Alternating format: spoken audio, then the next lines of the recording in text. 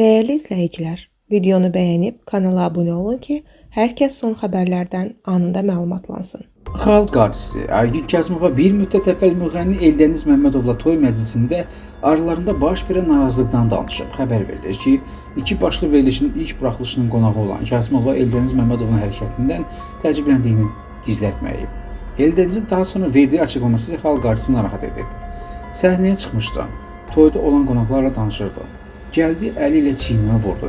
Dedim, inanmıram ki, Eldəniz belə hərəkəti özünə icazə versin. Gördüm, yox, yenə çiynimə vurdu. Axırda dedim ki, nə olub, nə baş verir?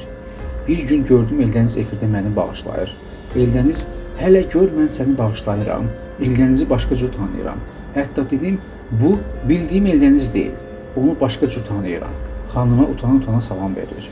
Mən səni bu dəfə bağışlayıram, amma bir də heç bir xanım müğənni ilə əllə danışmaq.